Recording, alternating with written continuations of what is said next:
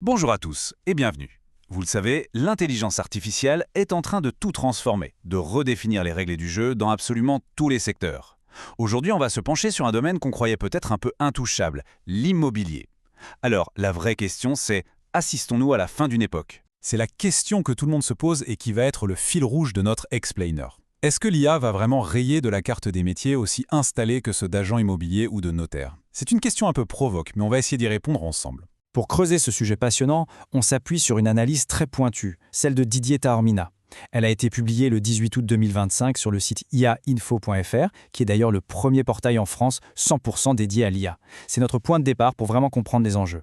Allez, on plonge dans le concret. Premier domaine, et pas des moindres, qui est complètement chamboulé, les transactions immobilières. Et là, attention, l'IA ne fait pas que dépoussiérer les choses, elle est en train de changer les règles du jeu. Prenons un exemple très simple, l'estimation d'un bien.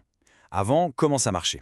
On se fiait beaucoup à l'intuition de l'agent, à quelques visites, bref, à des données assez limitées. Aujourd'hui, l'IA avale une quantité folle de données en quelques secondes. Tout l'historique des ventes de la rue, les tendances du quartier, les projets urbains. Résultat, une estimation beaucoup plus rapide et surtout beaucoup plus juste. Pour le client, c'est un gain de confiance énorme. Mais ça ne s'arrête pas là. L'IA devient un peu le super assistant de l'agent immobilier. Imaginez, des assistants virtuels qui répondent aux questions des clients à 3 heures du matin, des systèmes qui trient automatiquement les demandes pour ne garder que les acheteurs vraiment sérieux, ou encore des logiciels qui génèrent et subliment les photos pour les annonces. L'agent, lui, peut enfin se concentrer là où il est irréplaçable, le conseil, l'humain et la négociation.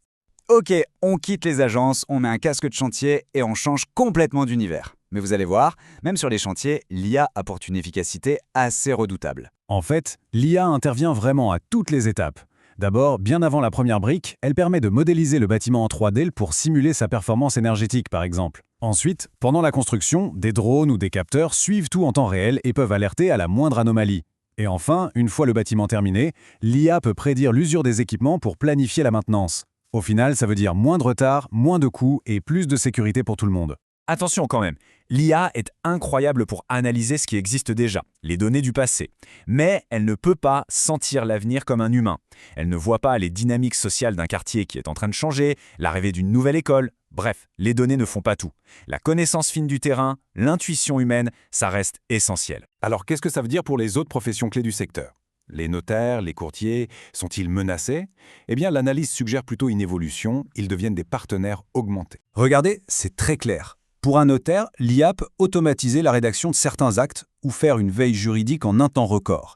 Pour un courtier, elle va analyser la solvabilité d'un client et comparer des centaines d'offres de prêt en un clin d'œil. Pour un assureur, elle va permettre de créer des contrats sur mesure. À chaque fois, on voit que l'IA n'est pas là pour remplacer, mais pour décupler les capacités du professionnel. Bien sûr, ce tableau idyllique ne doit pas cacher les défis, et ils sont de taille. Il y en a 3 principaux. D'abord, la transparence. Il faut qu'on puisse comprendre comment les algorithmes prennent leurs décisions. Ensuite, la sécurité des données, qui sont le carburant de toute cette mécanique. Et enfin, le plus important peut-être, s'assurer qu'on garde le lien humain, la confiance au cœur de la relation. Et tout ça, ça nous amène à la conclusion de cette analyse. Finalement, la vraie question, ce n'est pas l'humain ou la machine, mais plutôt comment faire collaborer l'humain et la machine. Il faut trouver un tout nouvel équilibre. Et comment on le trouve, cet équilibre? L'article nous donne 4 pistes, 4 piliers. 1. Se former. Et se former en continu, c'est indispensable. 2. Toujours garder en tête la transparence et l'éthique. 3. C'est crucial, sanctuariser les interactions humaines pour les moments clés, comme la signature ou la négociation finale. Et 4. Vraiment accepter l'IA pour ce qu'elle est. Un partenaire ultra performant, mais pas un substitut. Cette citation résume tout parfaitement.